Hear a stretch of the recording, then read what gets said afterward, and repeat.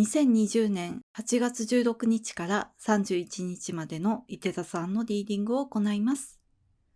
今回のリーディングはこちらの5つのカードデッキを通しましてメッセージを受け取ってまいります。それではシャッフルいたします。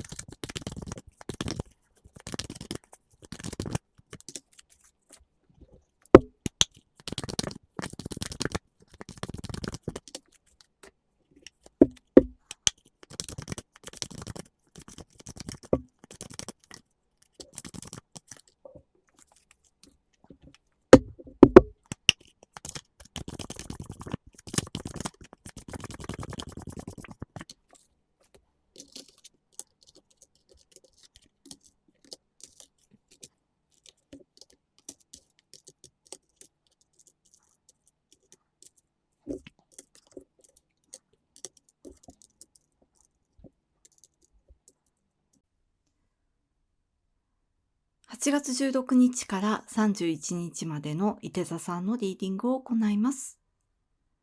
まずこちらにソードの10が出てるんですけれども、このメッセージっていうのは、この1年ぐらいのリーディングで定期的に出てるんですけれども、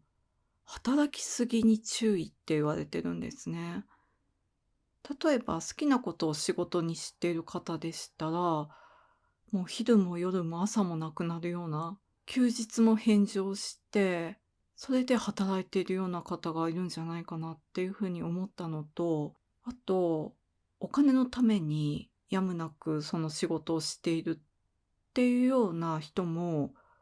割り切っているがゆえに、回ってくる仕事を全部引き受けて、それで最終的にはこのような状態になってしまうっていうふうに言われてるんですね。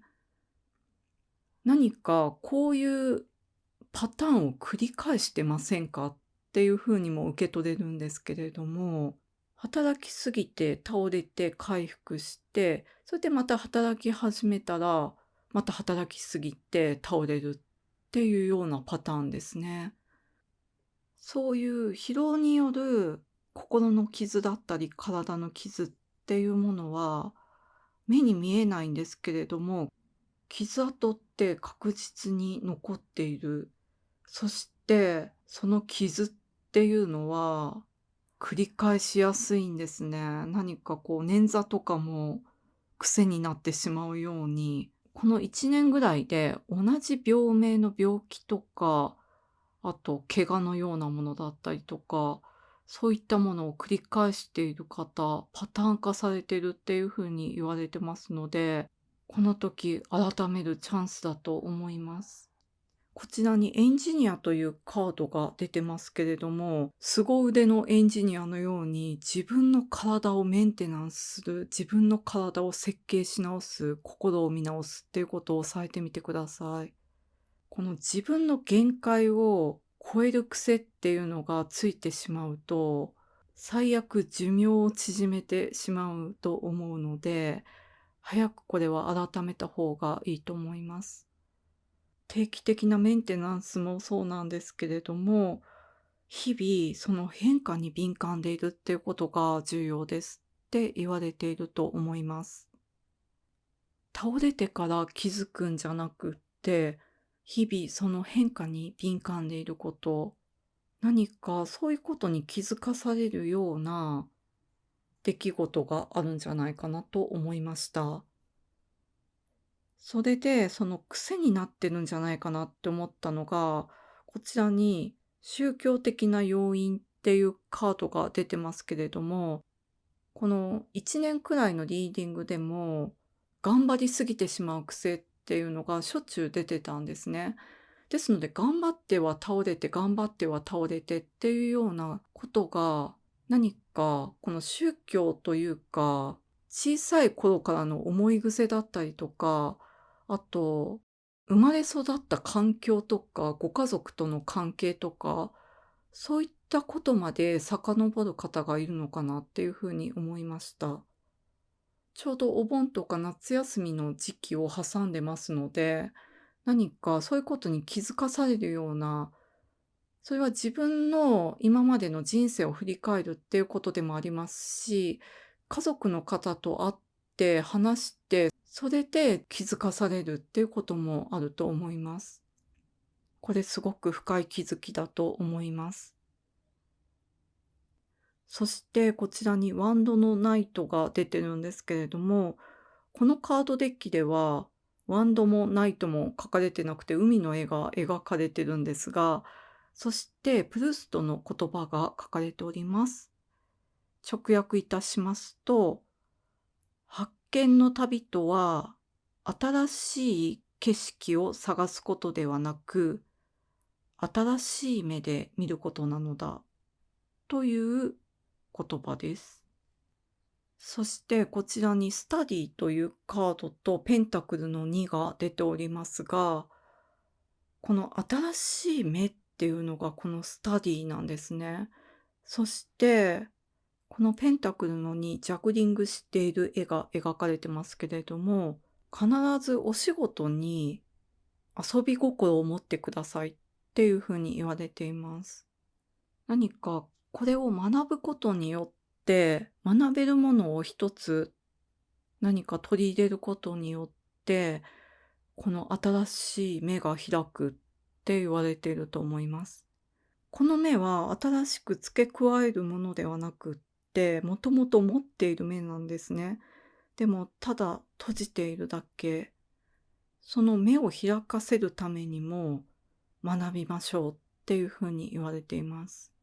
何かこの時期そういうお仕事を通して学びたいと思うようなものが見つかってくるとか、あと学ばざるを得なくなって、でも学び始めたら面白くなっていくとか、そういったものに出会えるんじゃないかなと思います。あなたが無理して学ぶものを探すっていうよりは、自然と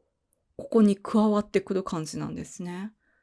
あなたが働いていくと、そこに加わってくるような学び。そして先ほどからお仕事のことばかり申し上げてますが、これは恋愛とか人間関係にも全て当てはまるんですね。そういう恋愛でも人間関係でもネガティブなパターンを繰り返してしまうとか、なぜか自分が傷つく方向にばっかり行ってしまうとか、そういうご経験がある方、特にこの1年以内ですね、繰り返していた方いらっしゃいましたら、先ほど申し上げたようなこのご家族との対話、ご家族というのは小さい頃共にしていたような、そういうご家族ですね。それは親戚の方でもそうですし、実際お父さんお母さんとか妹、弟、お姉さんお兄さんとかのご家族、そういった方たちとの対話を通して、あともしくはそういった方たちを観察することで、その原因が見えてくる。そしてあともう一つはこのスタディなんですけれども、お仕事でも勉強でも、今何か好きで楽しんでいるようなこと、